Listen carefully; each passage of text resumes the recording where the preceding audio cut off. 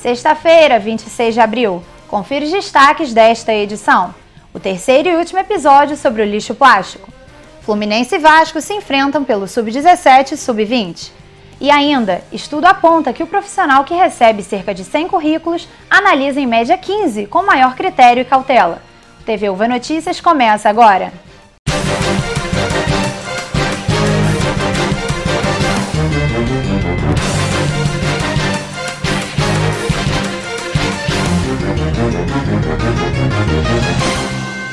Um levantamento realizado pela empresa de recrutamento online Cato, com mais de 400 recrutadores, aponta que 30% deles demoram em média de 6 a 10 segundos para descartar um currículo para uma entrevista. Com o olhar focado em pontos específicos do material, é possível fazer uma análise rápida e minuciosa do candidato. Você fica por dentro de mais detalhes na reportagem a seguir. Um levantamento realizado pela empresa de recrutamento Cato aponta que 30% dos recrutadores eliminam um currículo em até menos de 10 segundos. A pesquisa buscou mapear o tempo médio de avaliação do documento por parte dos recrutadores. De 6 a 10 segundos, 30%. De 11 a 29 segundos, 27%. Em mais de 1 minuto, 21%. A analista de RH, Viviane Lima, explica como deve ser a preparação do currículo do candidato. Antes de enviar o currículo, ele tem que analisar os pré-requisitos daquela vaga. Então, a partir do momento que ele envia o currículo fora do perfil, ele já está sendo eliminado nesse momento. A primeira triagem é a análise dos requisitos sobre o perfil. Então, não panfletar, né? Enviar o currículo de acordo com o que está sendo pedido. Eu acredito quando o candidato deixa de colocar alguma informação, né? Como o bairro que reside é importante, a formação dele, o início e o fim, né? das passagens pelas empresas. As atividades em si é bem importante, quanto mais ele informar, melhor, porque o currículo é a porta de visita dele, né, a porta de entrada, na verdade, dele. Então, eu acredito que ele tem que não deixar de colocar essas informações que são bem importantes. A estudante de engenharia ambiental, Larissa Raposo, conta como seu primeiro currículo foi feito. Então, no começo, meu primeiro modelo realmente procurei na internet e aí eu fiz algumas alterações. Mas aí eu vi a necessidade de aprimorar cada vez mais. E aí, no caso, a minha cunhada, ela tem muita experiência há alguns anos na área e aí eu pedi ajuda para ela para melhorar. Então, ela foi me dando algumas dicas e hoje, assim, é um currículo meu original que eu fui adaptando, mas baseado no currículo que sim eu peguei da internet. Segundo dados da pesquisa, na primeira avaliação, a cada 100 currículos, em média, 15 são analisados com cautela. O psicólogo e analista de RH da Universidade Veiga de Almeida, Ulisses Guimarães, fala sobre alguns erros cometidos na elaboração dos currículos. Então, existem vários tipos de erros que são cometidos na formulação do currículo, que vão desde a concepção, né, ou da escolha do modelo do currículo utilizado. Então, a gente também encontra muitos erros em relação ao e-mail criado para ser colocado no currículo. São usados, às vezes, apelidos, nomes pejorativos no e-mail.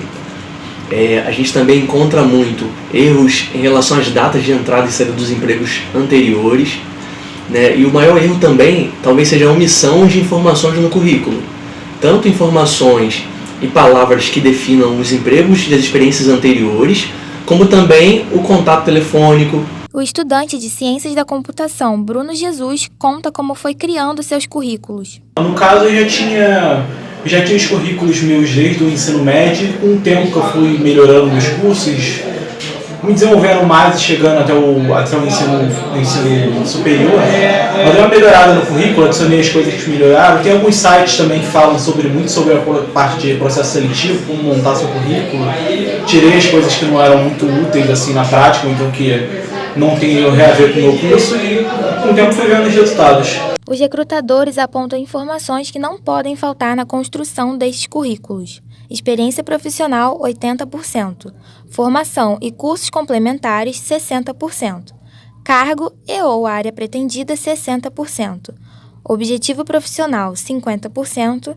Conhecimento em outros idiomas, 24%. Com a grande concorrência, o profissional precisa estar atento a todas as exigências. É importante manter o currículo atualizado, pois qualquer erro pode ser prejudicial. Na última edição do TV UVA Notícias, você conferiu o segundo episódio dos problemas causados pelo lixo plástico. O terceiro e último você confere agora na reportagem de Leandro Vitor. 219 mil toneladas. Essa é a quantidade de lixo produzido diariamente no Brasil. Isso significa que cada brasileiro produz, em média, mais de 1 quilo de resíduos por dia. O plástico representa cerca de 15% de todo esse material. No país, são mais de 8.300 copos descartáveis por mês que vão a cada segundo. A pergunta que fica é: para onde vai isso tudo? Segundo o último levantamento da Associação Brasileira de Empresas de Limpeza Pública e Resíduos Especiais, 59% desse volume vai para os aterros sanitários, instalações adequadas para o lixo urbano. Outros quase 23% vão para os aterros controlados, locais onde os resíduos são dispostos com algum tipo de controle, mas ainda assim contra as normas ambientais. E os 18% restantes são depositados nos lixões a céu aberto, lugares desprovidos de qualquer tipo de tratamento. Diante deste cenário, a presença de centros de reciclagem é importante para conceder destinos sustentáveis ao lixo. Diretor de um, Manuel Gomes explica o papel da companhia. Selecionamos todos os tipos de papel que chegam para nós aqui, proveniente de redes de supermercados, de shoppings, enfim, residencial também, muito material que vem de residências, né, condomínios. Então, o pessoal, quando chega aqui, a gente separa tudo, né? Vem, no meio vem vidro, vem ferro, vem alumínio.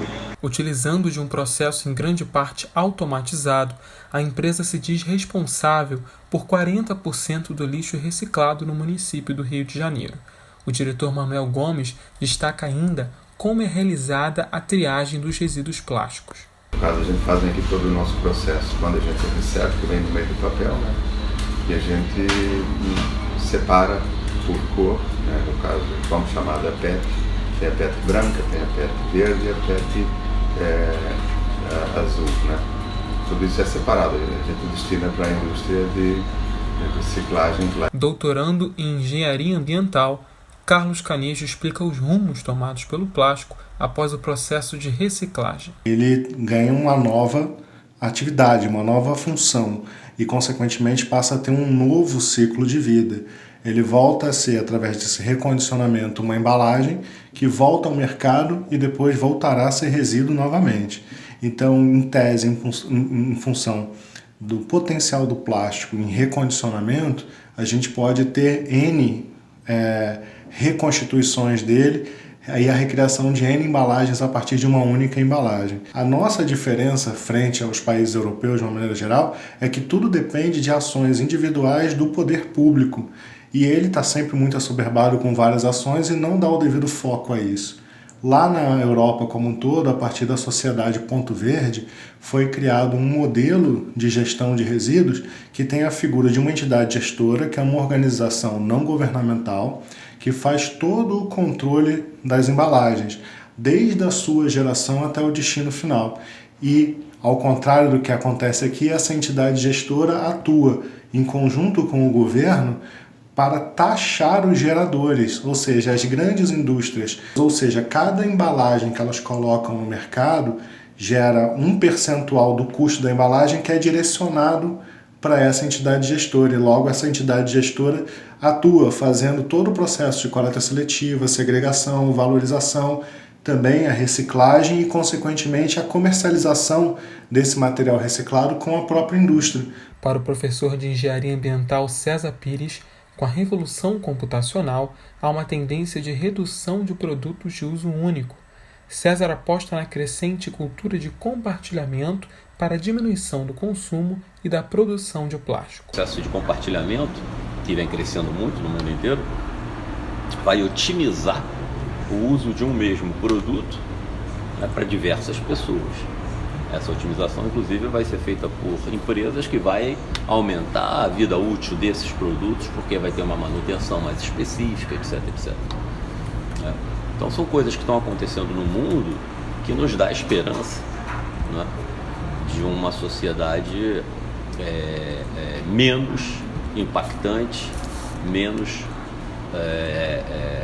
dependente de um consumo material, né, como o plástico, por exemplo.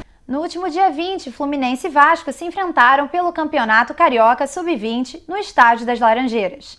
Na matéria a seguir, você confere como foi este clássico. Pela quinta rodada da Taça Guanabara Sub-20, o Fluminense recebeu o Vasco nas Laranjeiras, no duelo que colocou frente a frente os dois melhores ataques e defesas da competição. O Vasco quase abriu o placar no início do jogo. Após cruzamento de Tenório e finalização de Caio Lopes, o goleiro Heitor fez uma boa defesa. Na sequência, foi a vez do Fluminense levar perigo com Macula, após bobeira da zaga Cruz Maltina. Os dois lados ainda tiveram outras chances, mas não foi o suficiente para tirar o 0 do placar na primeira etapa. Na volta do intervalo, o Vasco começou pressionando, levando perigo após cruzamento de Caio Lopes e finalização de Thales. Na sequência, outra boa jogada individual de Thales, que parou no goleiro Heitor. O atacante Cruz Maltino estava inspirado, e logo depois quase abriu o placar de cabeça, obrigando o arqueiro tricolor a fazer grande defesa.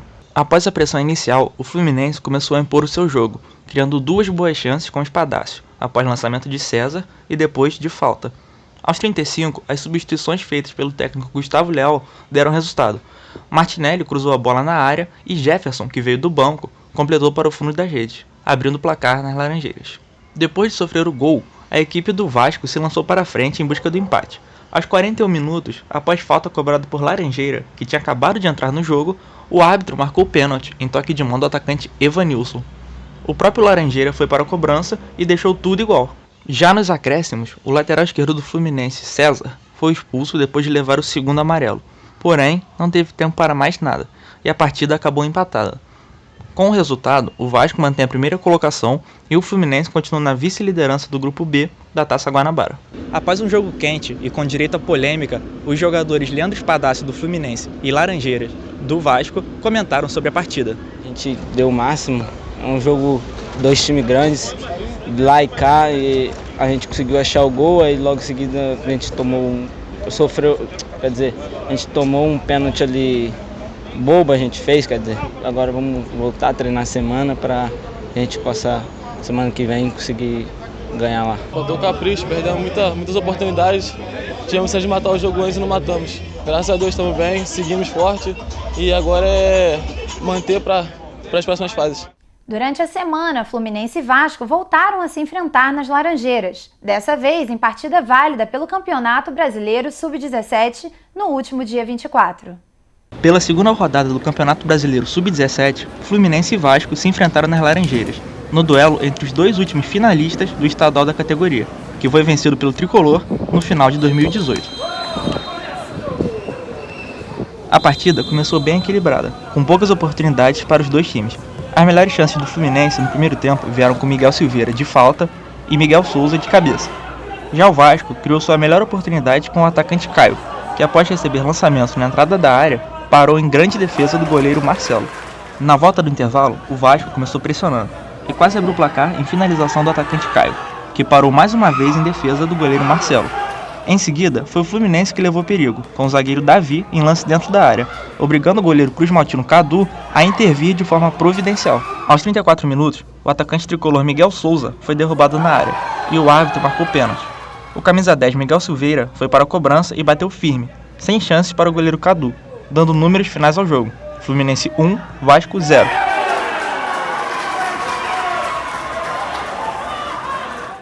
Após uma partida disputada, o goleiro Marcelo do Fluminense e o técnico do Vasco Celso Martins comentaram sobre o jogo. É o primeiro clássico do ano, né? Qualquer jogo é importante vencer, principalmente em campeonato difícil como esse. Ainda vamos ter mais 8 jogos dificílimos, 7, desculpa. Então, começar assim, com o pé direito nas duas partidas é essencial. Agora é manter a cabeça no lugar, trabalhar firme, para, se Deus quiser, te dar sequência e buscar esse título. No detalhe, acho que duas boas equipes, para quem veio foi um espetáculo bacana, um espetáculo legal.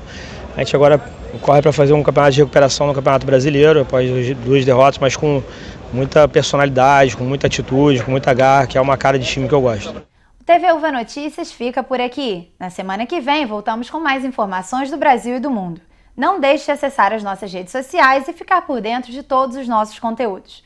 Um ótimo fim de semana a todos e até a próxima!